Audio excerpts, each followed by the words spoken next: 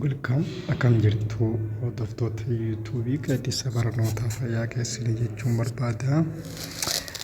Har'ammoo qabadee kan hin dhufee boqonnaa shanaffaa paartii dhumaa yookaan paartii sadaffaatiin jechuudha. Keessatti gaafileen akkaataa itti dhufan isiniif himaa, wantoota yeroo barannu hin tuqaminis as keessatti ibsa itti kannaati kan deemnu na hordofaa jechuun barbaada. Eegaluu gaafii tokkoffaan paartiin tokkoffaan tiruu foolsiidhaan eegala. Gaafiin tokkoffaan akkanayyaa. Resonances occur when an external forces applied at a frequency different from natural frequency jedha. Maal jennee turre natural frequency wajjin closely ta'uu qaba yookaan equal ta'uu qaba jennee turre waan ta'eef external forces fi natural frequency garaagara osoo hin taane it is closely related waliin qabaachuu qaba yookaan equal ta'uu qaba jennee kanaaf false jechuudha. Gaafii lammaffatti yoo dabarru immoo Doppler effect is result from an actual change in frequency of resource. Frequency of the what? Frequency of the source yaa sirrii miti jechuudha. Sobaa jechuudha. Maaliif Doppler effectiin sababa maaliitiin uumamaa? Sababa relative change source fi maal jidduu jiru observer jidduu jiruuni malee source jijjiiruun actually source jijjiiruu qofaa miti jechuudha. Kanaaf kunis false ta'e jechuudha. Because Doppler effect is a result from the change or relative change between source and the observer jechuudha. Gara gaafiitti aanutti haa dabarru. Gaafiin itti aantu kanatti the plane mirror is always for real and inverted image jaa daawwitiin diriiraan yeroo hunda fakkaattii dhugoo fi gombifamaa uuma jedha. Sobaa jechuudha. Gaafiin sadaffaan sobataa jechuudha. Maaliif sobataa? Plane mirror yookaan daawwitiin diriiraan yeroo hunda fakkaattii akkamii uuma? Virtually fi erected kan ta'e uumaa jechuudha. Ol qajeelaa qateessan uuma waan ta'eef kun amala daawwitii kamiiti?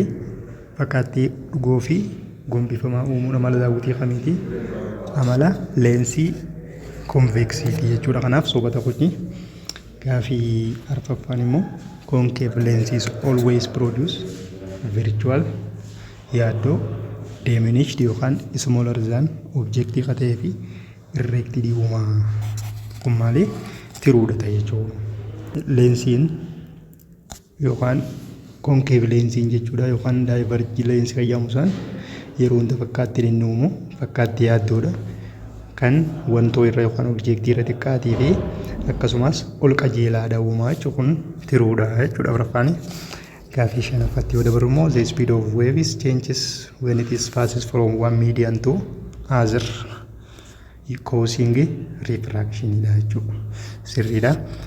Refraction jechuun miidiyaanii lama gidduutti gaggeeffama jennee kunis yeroo miidiyaanii tokko irraa gara miidiyaanii biraatti darbu ispiidiin wantichaa ni jijjiirama jennee kunis sababa daayireekshiniin akka jijjiiramuuf sababa ta'a jechuudha. Akka jennee turre kunis tiroota jechuudha. Gaafii jaffaan immoo interference of the wave is the result of superposition of two or more wave jennee akkuma jenne interference jechuun weeviin lamaa fi isaa ol yommuu interfere wal godhu yookaan superposition wal godhu walirra kan oolu ta'e maal jenna? Interference weevii uuma jechuudha. Tiruudha jechuun kunis interference weevii kun gosa sadii qaba. Kun kan kanaan dura hin dubbatin jechuudha. Isaanis maali?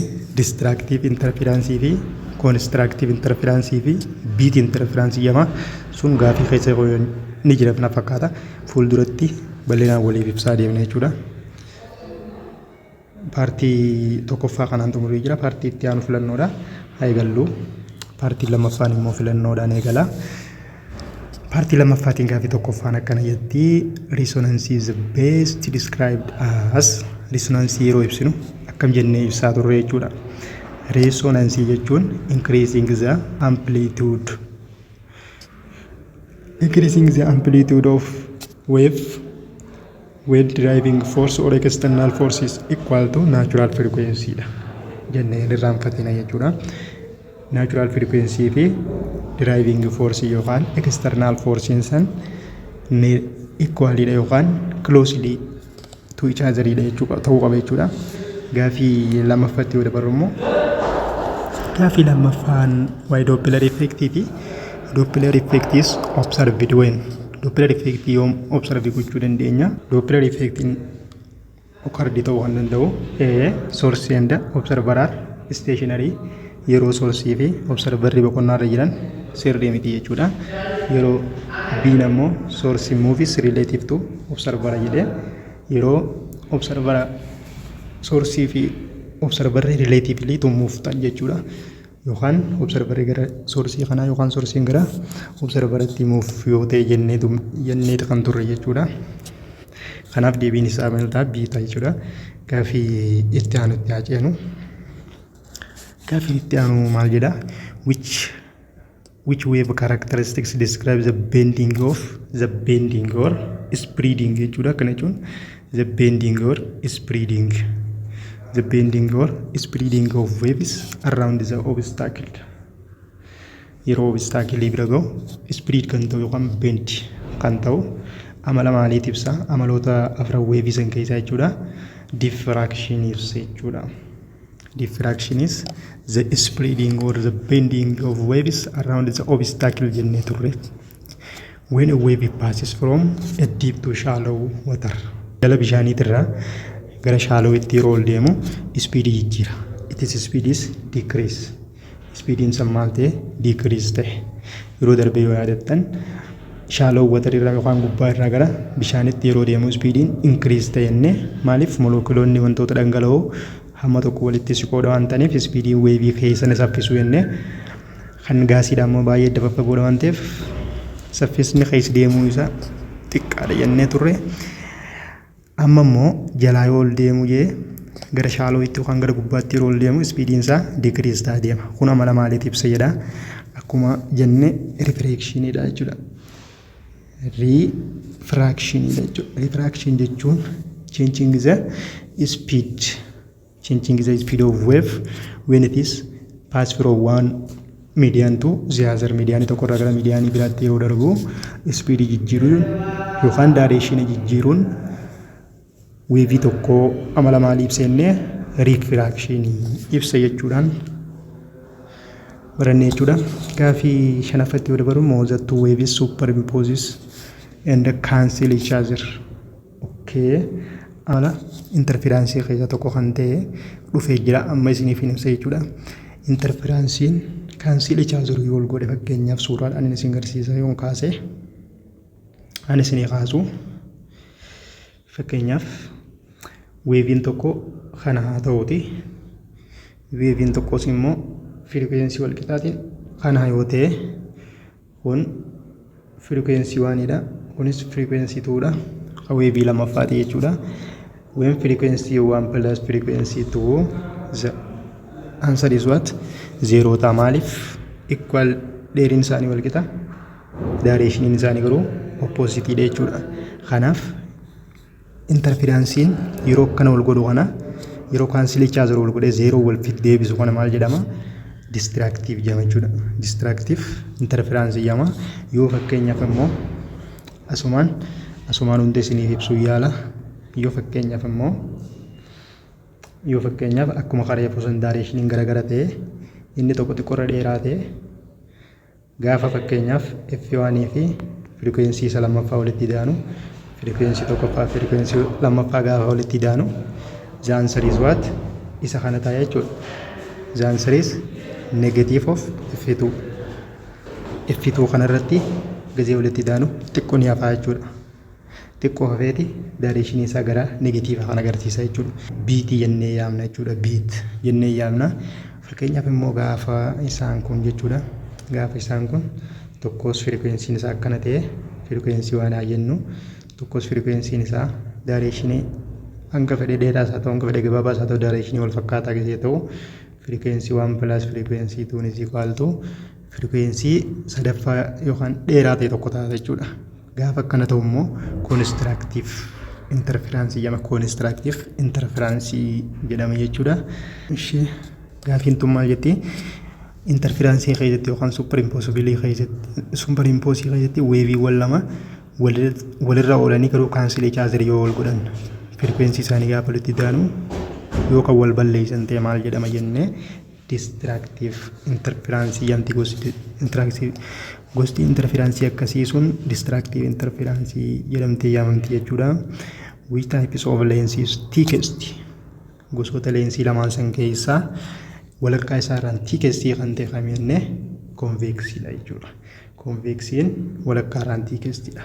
Akkana jechuudha jennisii. Walakkaa jechuun asii thickestiidha. Fiinti isaa kanarraan qaqallaadha. Kan garuu konkeevii yoo laaltan akkana jechuudha. Kan konkeeviidha. Akkana jidduu isaan irraan maali? Very thinidha jechuudha. Gara gaafitti aanutti yoo jeene gaafii torbaffaan maal jedhaa? The image is formed by plane mirror is always daawwitii diriiraadhaan fakkaattiiwwan daawwitii diriiraadhaan uumamu yeroo hunda maali? Yeroo hunda fakkaattii yaaddoo fi ol qajeelaadha jechuudha. Fakkaattii yaaddoo fi ol qajeelaadha yookaan dalga fuuggifamaadha jechuudha. Dalga fuuggifamaadha. Akka kana jechuun isinii galee jiran jechuuti yaada. Dalga fuuggifamaadha jechuun yoo fakkeenyaaf kan isa kanaaf fuulli fakkeenyaaf daawwitiidhaan yeroo ilaalu kunuma fakkeenyaaf mirariidha yoo jenneeni fuulli isa kanaa daareeshiniin isaa garanaa miti fuulli garuu isa daawwitii keessatti yeroo ilaalu sanii garana garagalaa jechuudha. Irraaktiidha jechuun ol qajeelaa fi dalga fuuggifamaadha jechuudha. Akkana jechuun gara gaafii 8ffaatti yoo dabarru immoo for a convex leensii kam jee convexiidha.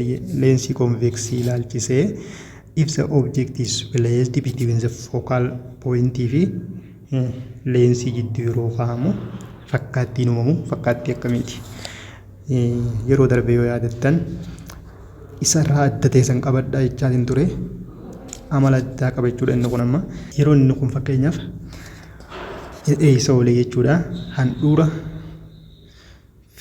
Handhuura konveeksii leensii asiin oodheennee turre asiin F1 dheennee turre gaafa objektiin jechuudha wantoon san jechuudha bakka kana jidduu kaa'ame fakkaattiin isaa asumatti uumama.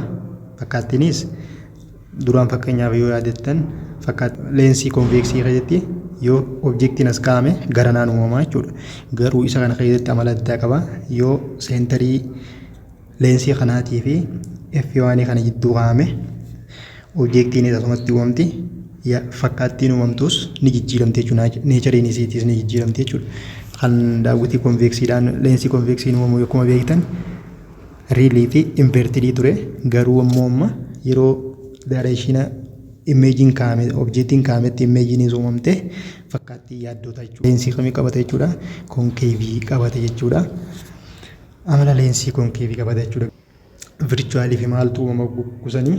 Virchuwaalii fi irraaktidiitu uumama jechuudha. Amala leensii kamiiti jechuudha? Amala leensii konkeevii san qabata jechuudha. Isin garsiisatiin ture yeroo darbee fakkii irratti jechuudha. Gaafii salgaffaatti yoo dabarre immoo gaafii saglaffaan maal jetti? Focal length of lenses.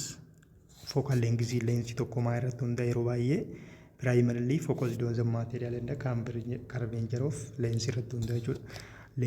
Focal length leensii tokko irra baay'ee jechuudha materiyaala leensichi irraa tolfamee fi curvature yookaan dandeettii leensiin sun yookaan parallel laayitii dhufu tokko kan curvature godhu absolute godhu san irratti kan hundaa'u jechuudha. Gaafii kurnaffaan immoo concave lens is also called lensiin konkeeviidha. Yeroo baay'ee maal jedhamtee beekamti? Maqaan biraa isii daayivarjingidha jechuudha. Konveeksiin daayivarjii jedhamti. Konkeeviin garuu konveeksiin konvarjingii jedhamti. Konkeeviin garuu maal jedhamti? Daayivarjingii leensii jedhamtee yaamamti maqaa biraati. Maqaa lama qabdi jechuudha. Gaafii 11ffaa which phenomena is explain why sounds can be heard around the corner? Kana fakkeenyaaf mana yoo jenne fakkeenyaaf manni roga afur qaba akkuma beektanii kornara kanarratti sagaleen haga bakkeenya bakka biraa teessurra koornara kanarra yoo teesse sagaleewwan baay'een dhagahama. Kunis sababa maaliitiif jechuudha? Sababa diffractioniitiif jechuudha. Sababa maaliitiif jechuudha? Diffractioniidha. Maal jechuudha? Sababa sagaleewwan gara dhaaba kanarraa dhaaba kanaadhaan maal ta'u asirraa deebi'anii ispiriit ta'u jechuudha. Asirraa deebi'anii balaqqeessanii namoonni naannoo kanatti argamu naannoo kooronarii kanatti ta'an sagalee baay'ee dhaga'u jechuudha. Namoota bakka biraa ta'an caalaa jechuudha. Akkasii sababa kooronarii irratti sagalee sirriitti kan dhagamu sababa maaliitiif? Sababa diffractioniitiif jechuudha. Gaaffii 12ffaan in the Doppler effect for a sound if the source moves toward the stationary observer. When the source is moves maddi sagalee jechuudha gara observera boqonnaa irra jiru tokkotti yeroo deeme yoo observer frequency maal ta'a?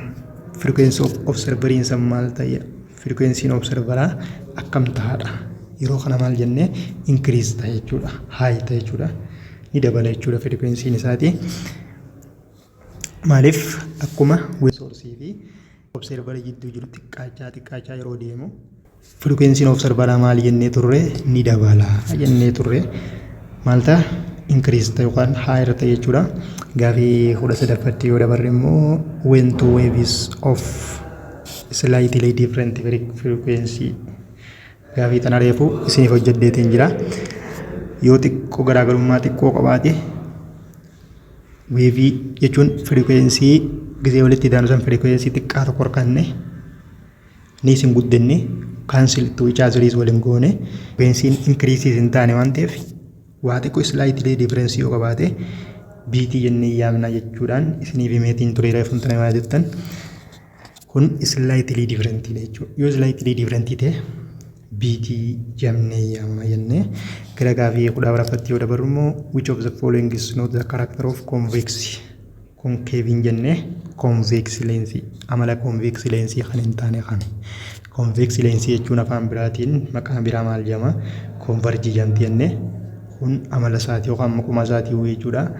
Kan form both real and virtual image uumuu danda'a jechuudha. Iddoo objectiin kaameerratti dhaabbachuudhaan real fi virtual uumuu danda'a jechuudha.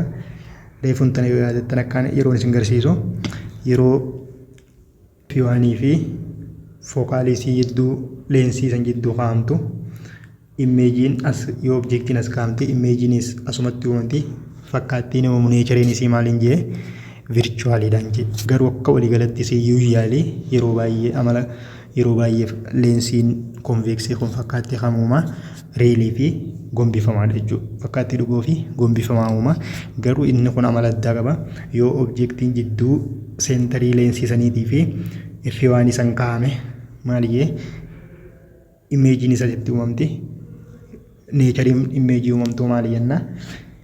Virtualii fi irraaktidiidha jechuudhaan kan inni reefu isiniin jeesan akka jechuudha. Kanaaf ni uuma jechuudha fakkaattii lameenuu ni uuma. Yeroo hunda jaakuni usually ta'uu qaba. Usually ta'uu qaba malee always ta'uu hin qabu jechuudha. Kanaaf deebiin maal ta'a jechuudha? C ta'a jechuudha. Focal point ni qaba. Gaaffii 15ffaan maal jetti? Leensii keessatti formulaan jiru 1 over frequency is equal to 1 over distance of object jechuudha. U jechuun distance of object plus 1 over distance of image jechuudha. Kun dheeraa ta'a jechuudha deebiin. Gaaffii 16ffatti yoo dabarre immoo gaaffii 16ffaan maal jedha seeta? Magnification leensiidha yeroo dalenu yookaan hamma guddisuu yookaan hamma xiqqeessuu leensii san imeejii san xiqqeesse yookaan imeejii san guddisee shalaguu ni dandeenya jechuudha. Kunis akkama shalagama magnification is equal to fageenya imeejiin itti uumame irra fageenya objectiin kaa'ameeti. Yeroo kana waliif hirru rizaaltii argamu san irra dhaabbanne yoo rizaaltiin argame san negatiiva akka ta'u ta'e magnification wanti fakkaattiin sun maali ni xiqqaati jechuudha. Akkasitti kan beeknu jechuudha. Walumaa galatti magnification is equals to distance imeejiin itti uumame irra wanto leensii irraa jechuudha. Fageenya imeejiin leensii irraatti uumame irra fageenya objectiin leensii irraa kaayamee san gisee waliif hirru riizaaltii harkamirra dhaabbannee maagnifiikeeshinii leensii kanaa hangana jennee diitarmaayin gochuu dandeenya jechuudha. Gara gaafii 17ffaatti yoo dabarre immoo which waves interaction is responsible for the formation of rainbows? Kana rainbow uumuudhaaf amaloota weevii san keessa jechuudha. Refractionidha jechuudha. Weeviin rainbowiin akka itti uumamu gaafa fakkeenyaaf copha bishaanii jechuudha. Copha bishaanii kana keessa weeviin cross godhu direction isaanii jijjiireeti. Direction isaanii jijjiireeti maal godha? Speedii isaa jijjiiruudhaan kalarii garaagaraa ta'e nu mul'ata jechuudha. Nuti yeroo si ilaallu kalarii garaagaraa ta'e nu mul'ata kun amala maaliiti jechuudha. Rainbowiin akka itti uumamu amaloota weevii san keessaa refractionidhaan uumama jechuudha. Kunis sababa jijjiiramuu speediitiin copha bishaanii san keessa yeroo qaxxaamuru halluu garaagaraa ta'eeti kan nutti mul'atu jechuudha. Kanaaf refractionidhaan uumama jechuudha. Gaafii 18ffatti yoo dabarru leensii konkeevii the image is located konkeeviin isa kaama reefoon tana gaafii tana indirectly deebisneeti kan jirru akkamitti yoo jettan konkeevii keessatti kallattiin imeejiin kaayamuu fi kallattiin objektiin kaayamuu fi imeejiin itti uumamu daareeshina tokko jenne sababa saniitiif fakkaattiin uumamuu virtuaalii ta'e jechuudha. Kunis on the same side as what objectii wajjin saayidii tokkotti imeejiin formed ta'e jechuudha. Fakkaattiin isa kanaan uumamus neechariin isii maali virtuaaliidha jennee turre. Gara gaafii itti aanutti yoo dabarre immoo 19ffaan immoo a police car siren sound higher in pitch as it approaches to you too. Taateen akkasiisan maali jechuudha. Fakkeenyaaf konkolaataan tokko yookaan lallabaa jechuudha sagalee isaatii afuufaa jechuudha sagalee wanti isaa dhageessisaa sitti afuufaa gara keetitti deeme taateewwan akkasiisan maaliin ibsama? Rifleekshiniidhaan ibsama? Rifraakshiniidhaan ibsama? Dooppilar effektiidhaan ibsama? Riisonaansiidhaan ibsama? Kun maali? Dooppilar effektiidhaan ibsama jechuudha. Kuni fakkeenyaaf konkolaataan yeroo daandiirra deemu phiipsi godhaa jechuudha. Ati gara duraa isaa yoo jiraatte akka ati mayituuf sagalee wanni san sitti fiichikaala sitti afuufaa jechuudha. Akkasumas taateewwan kana keessaa dooppilar effektiidhaan explain gochuu dandeenya jechuudha. Gaafii 20ffaatti yoo dabarru immoo which of the following is true about convex lensiidha. Leensii kam? Leensii convexidha. Ilaalchisee himni sirrii ta'e kami jedha. Leensii convex ilaalchisee himni dhugaa ta'e kami?